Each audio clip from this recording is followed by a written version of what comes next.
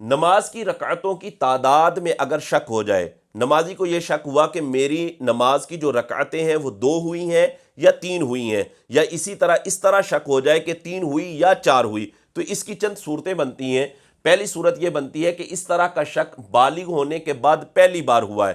اگر اس طرح کا شک بالغ ہونے کے بعد پہلی بار ہوا ہے تو حکم یہ ہوگا کہ نماز کو توڑ دے اور نئے سرے سے اپنی نماز کو پڑھے۔ اس میں ایک فقہا نے طریقہ یہ بھی بیان کیا ہے کہ غالب گمان پر اعتماد کرے، جہاں پر غالب گمان ٹھہر جائے وہیں سے جو ہے وہ اپنی نماز کو جاری رکھے۔ لیکن سب سے بہتر طریقہ یہ ہے کہ اس طرح کا شک اگر پہلی بار ہوا ہے تو نماز کو توڑ دے اور نئے سرے سے نماز پڑھے۔ اس میں دوسری صورت یہ بنتی ہے کہ اس طرح کا شک بار بار ہوتا ہی رہتا ہے، یعنی اکثر ایسا ہو جاتا ہے کہ نماز کی رکعتوں کی تعداد میں شک پڑ جاتا ہے کہ میری رکعتیں کتنی ہوئی ہیں۔ فرمایا اگر بار بار یہ شک ہوتا ہے تو اس کی 2 صورتیں بنیں گی۔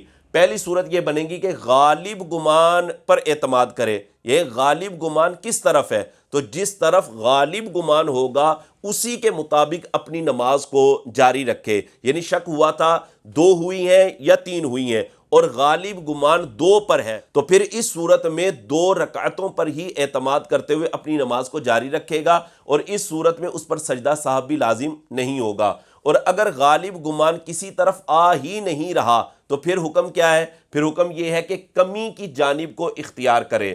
مثلا یہ شک ہوا 3 ہوئی ہیں یا 4 ہوئی ہیں، تو پھر 3 قرار دے اور تیسری رکعت پڑھنے کے بعد بھی قاعدہ کرے، کیونکہ اس میں چوتھی ہونے کا بھی احتمال موجود ہے۔ تیسری رکعت پڑھ لے گا تو تیسری رکعت کے بعد بھی قاعدہ کرے گا، پھر کھڑا ہو جائے گا، چوتھی رکعت پڑھے گا، چوتھی رکعت پڑھنے کے بعد جو ہے وہ تشہد پڑھے گا، قاعدہ خیرہ کرے گا۔ تشہد پڑھنے کے بعد یہ ایک طرف سلام پھیرے گا، پھر 2 سجدے کرے گا، سجدہ سہو جسے کہا جاتا ہے، اور پھر سجدہ سہو کرنے کے بعد اپنی نماز کو مکمل کرے گا۔ یعنی اس صورت کے اندر کہ جب اس نے کمی کی جانب کو اختیار کیا ہے تو پھر ہر رکعت کے بعد قاعدہ بھی کرے گا، اور آخر کے اندر جب قاعدہ اخیرہ کرے گا تو اس کے بعد سجدہ سہو بھی کرے گا۔ سجدہ سہو کر لے گا تو اس کی نماز ہو جائے گی۔